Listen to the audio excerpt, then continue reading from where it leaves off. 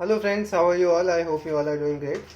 तो पिछली क्लास में हमने जो स्लट्स की अप्रोच थी वो सारी फिनिश कर ली थी और हमें इस क्लास में 27th क्लास है economics honours semester 3 micro economics की। इसमें हमें अनदर एक तरीका है प्राइस इफेक्ट को सब्स्टिट्यूशन इफेक्ट और इनकम इफेक्ट में बांटने का, जो कि हिक्स ने दिया था।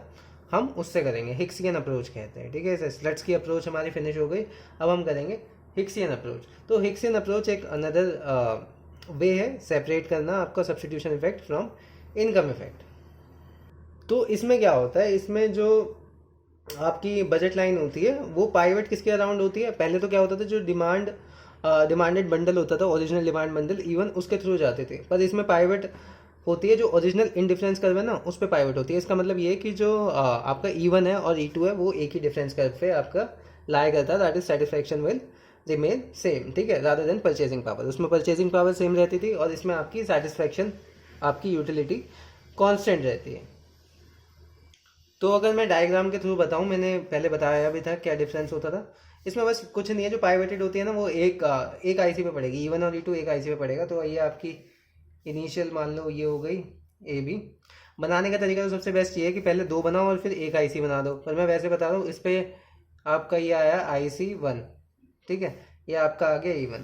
अब यहाँ पे वो इस प्रकार से जाएगा कि जो E2 आएगा, मतलब जो टेंजेंट आएगा ना उसका पाइवटेड का, वो IC1 पे ही पड़ेगा। तो यहाँ पे आ गया E2। बस इतना सा डिफरेंस है। पहले क्या होता था, वो E1 से पास होता था ताकि उसकी परचेजिंग पावर सेम रहे।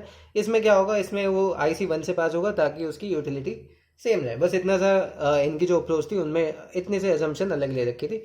बाकी सब कुछ अब गेम जो है सेम है। इस पहले उसमें क्या कहते थे, पाइवटेड कहते थे, इसमें कहते थे आप कंपेंसेटेड बजट लाइन। ठीक है, इसमें कंपेंसेटेड कहेंगे, उसमें पाइवटेड कहते थे। बाकी सारा खेल आपका इसमें सेम रहेगा। तो इसमें पहले मनी इनकम कैसे एडजस्ट होती थी कि आपकी जो परचेजिंग पावर है या रियल इनकम है वो कांस्टेंट रहे। ठीक है, तो इसलिए जो बजट लाइन थी वो पाइवेट अराउंड होती थी ओरिजिनल डिमांडेड बंडल की E1 से। पर इसमें क्या होगा, इसमें जो मनी इनकम है वो कुछ इस प्रकार से एडजस्ट होगी कि आपकी यूटिलिटी सेटिस्फेक्शन कांस्टेंट रहे, that is budget line pivot around the original IC। ठीक है, आप आगे समझ में बढ़िया तरीके से आपको कि किस प्रकार से हिक्सियन और स्लट्सकी की अप्रोच में डिफरेंस है। तो आइए क्वेश्चन ही कर लेते हैं। हिक्सियन मैंने आपको पहले पढ़ाई हुई थी सेमेस्टर 1 में। क्वेश्चन पे करते हैं। अब ये नई चीज तो क्वेश्चन होगी ना। ठीक है, क्वेश्चन उस वक्त नहीं कर देते।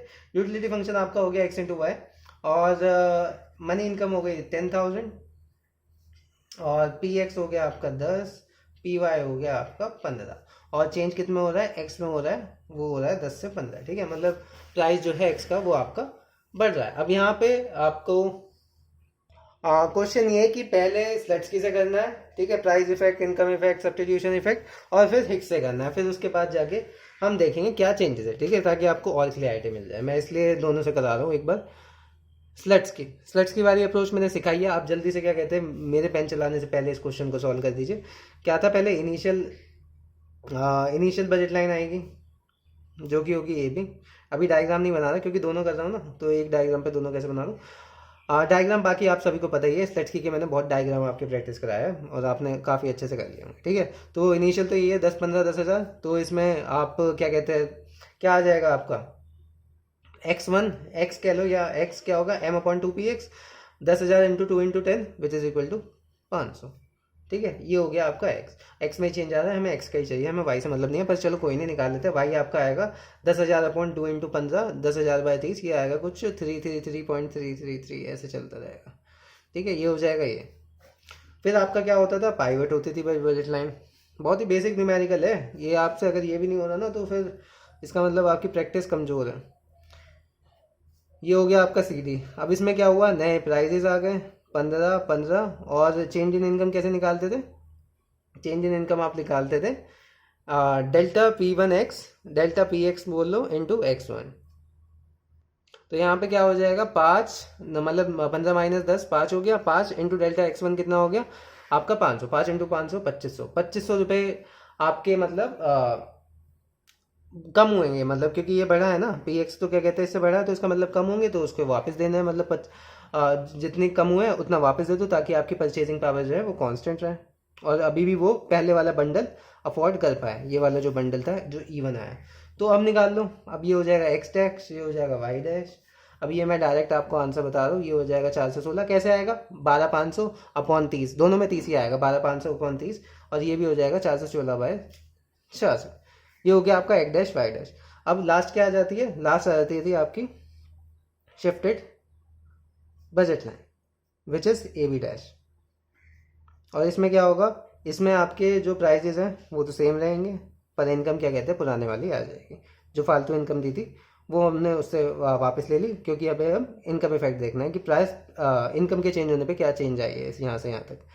ठीक है, तो इसमें क्या होगा? इसमें निकाल लो आप अपना x double dash 10,000 upon 2 into 15, वही 30 आ जाएगा, तो ये 333.333 आएगा, और दोनों सेम ही है, तो वाई डैश भी है, वाई डबल डैश भी आपका 333.33 आएगा। ठीक है, तो ये आ गए आपके आंसर। अब निकालना चाहो तो आराम से आप सब्सटीट्यूशन इफेक्ट निकाल सकते हो। इसमें से कितना आया? नेगेटिव आया, सब्सटीट्यूशन इफेक्ट निकाल लो पहले। सब्सटीट्यूशन इफेक्ट कितना आ गया? 416.66 minus 500 which is equal to 83.33 negative में, और यहाँ से इसका निकाल लोगे तो इनकम इफेक्ट आ जाएगा 333.33 minus 4.6.66 which is equal to minus 85.3। इन दोनों को ऐड कर लो तो आपका क्या आ जाएगा? Price effect which is equal to minus 166.66। ठीक है, ये हो गई आपकी स्लेट्स की भाई साहब की अप्रोच। अब आप किससे करेंगे? यही सेम चीज़ आप हिक्स, मतलब सेम क्वेश्चन अब आप हिक्स से करेंगे। हिक्स से देखते हैं भाई कैसे आंसर आता है।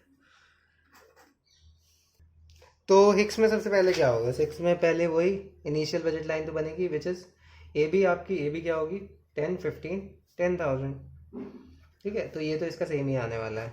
इसका क्या आएगा? एक्स आपका वही 500 और वाई आपका 333.33।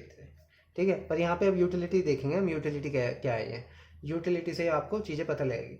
यूटिलिटी है इसकी x into y. X into y कितना हो गया? 500 इंटू दिस करेंगे तो ये हो जाएगा 16,666.5। ठीक है, सॉरी यहाँ पे पॉइंट नहीं आएगा, ये इतना ही आएगा। ये हो जाएगा 1,66,065। ठीक है, ये आ जाएगा आपका यूटिलिटी इस पे। अब आ जाते हैं एट E2। E2 पे क्या होगा? E2 में हमें पता है कि जो सेटिस्फैक्शन है वो सेम रहनी चाहिए, मतलब आईसी का जो मतलब एक्स और वाई जो आएंगे उनकी यूटिलिटी आपको इतनी ही मिलनी चाहिए, 1,66,665। तो इस केस में क्या करोगे? इस केस में आप एमआरएस को इक्वेट करोगे p dash x upon p y के प्राइस रेशियो के। तो एमआरएस कितना हो गया? एमआरएस तो नॉर्मल आप यहाँ से निकाल सकते हो। एमआरएस होगा आपका x2, x1 या y/x मान लो। ठीक है, पर इसमें E2 है तो इसमें y डैश आ जाएगा और x डैश आ जाएगा। ये किसके बराबर आएगा? p डैश x 15/py, 15/15 एक आ गया। ठीक है, तो इसका मतलब ये हो गया कि भाई y डैश जो है x डैश के बराबर है। तो अब आपको क्या करना है? आप कुछ नहीं करना कि हमें पता है यूटिलिटी कितनी होनी चाहिए? 1,66,665। ठीक है, ये होनी चाहिए। और यूटिलिटी क्या दे रखी है? x into y. अब यहाँ पे E2 है तो यहाँ पे क्या आ जाएगा? x डैश और y dash is equal to आपका यही हो जाएगा, ये जो चीज़ है। अब हमें वो पता चल गया था कि इसके बीच में रिलेशन क्या है x और y के। तो यहाँ पे मैं डायरेक्ट y की जगह x बार रख सकता हूँ। वो क्या हो जाएगा? x square equal to 1,66,665। ये हो गया। अब यहाँ से आप निकाल लो x डैश कितना आ गया? x डैश आ गया आपका 408.25 और y डैश कितना आ गया? वो भी इक्वल ही है भाई, 408.25 यहाँ से देख सकते हैं आप। ठीक है, ये हो गई इसकी कहानी आपकी E2 की। अब यहाँ से आप देख लें कि भाई मनी इनकम कितनी रिक्वायर्ड है, मतलब कितनी एक्स्ट्रा मनी इनकम उसे देनी पड़ी इस बंडल को अचीव करने के लिए, ताकि उसकी सेटिस्फैक्शन जो है सेम रहे। ठीक है, मतलब एम डैश आपका कितना था? एम डैश निकालने के लिए आपको कुछ नहीं करना, ये @15 पे मल्टीप्लाई कर दो, क्योंकि इनके प्राइजेज है। ठीक है, इतने तो चाहिए, और इसे करोगे तो कितना आएगा आपका? 12,247.50। ठीक है, बस इसका मतलब चेंज इन जो मनी इनकम आपकी आई है वो आई है 2,247.50। ठीक है, ये हमने उसे दे दी। ठीक है, क्योंकि उसकी कम हो गई थी, प्राइस बढ़ा था। अब आपकी क्या आएगी?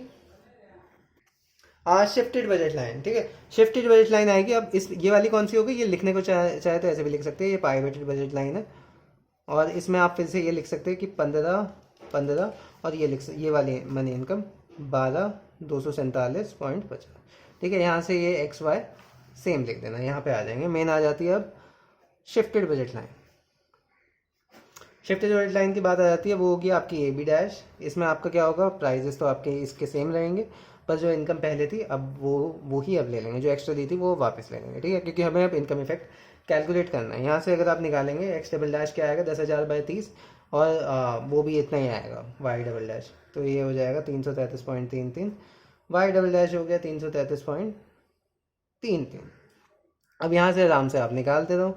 यहाँ से अगर मैं सब्स्टिट्यूशन इफेक्ट निकालूँ, सब्स्टिट्यूशन इफेक्ट कितना निकलेगा, x1 dash x dash upon x किधर गया, ये रहा, ठीक है, मतलब 408.25 माइनस 500, तो ये कितना आ जाएगा, माइनस का 91.75। अब यहीं पे इनकम इफेक्ट निकालना हो तो इसमें से इसे माइनस कर दो, 333.33 minus 408.25 which is equal to minus 74.91, ठीक है। अब इन दोनों को ऐड कर दोगे तो आपका प्राइस इफेक्ट आ जाएगा, प्राइस इफेक्ट कितना आ गया आपका माइनस 166.66।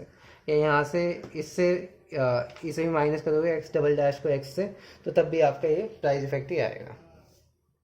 तो आइए निकाल तो लिया, अब कंपेयर करते हैं भाई क्या सिमिलैरिटी आई, क्या चेंजेस आए। तो सबसे पहली बात देखो, प्राइस इफेक्ट दोनों का सेम रहने वाला है, इसका भी यही आया है 166.6 से और स्लट्स के से भी सेम आया। तो मेन जो डिफरेंस आ रहा है वो आता है आपका सब्स्टिट्यूशन इफेक्ट में और इनकम इफेक्ट में, ठीक है। और अगर ये डायग्राम से बताऊं तो ये आपका ए बी हो जाएगा, ये आपका सी डी हो जाएगा, उसके बाद ये सी डी हो जाएगा और ये E2 हो जाएगा, ये E1 E2 आपको मतलब वैल्यूज़ पता ही है, मैं वैसे अभी ऐसे रफली बता रहा हूँ। और ये फिर ऐसे शिफ्ट मारेगी इसके अगेंस्ट और ये हो जाएगी आपकी बी डैश, और आपका फिर E3 क्या हो जाएगा, यहाँ पे E3 आपका आ जाएगा IC3 क्योंकि नेगेटिव इनकम इफेक्ट है, ठीक है। आप यहाँ से निकालेंगे वैल्यू तो सेम ही आएगी। तो इस प्रकार से आप यहाँ से वैल्यू रख देंगे और डायग्राम ऐसे बनेगा जैसे मैं बता रहा हूँ। तो आशा करता हूँ दोस्तों आपको बहुत अच्छे समझ में आ गया होगा। अभी हम इसके और न्यूमेरिकल करेंगे और देखेंगे इन्फीरियर गिफन वगैरह इन सब के केस में क्या क्या बनता है। तो thank you guys for watching this video and I will meet you in the next video. Till then goodbye, और अच्छे से जम के पढ़ाई कीजिए, ठीक है, बाय।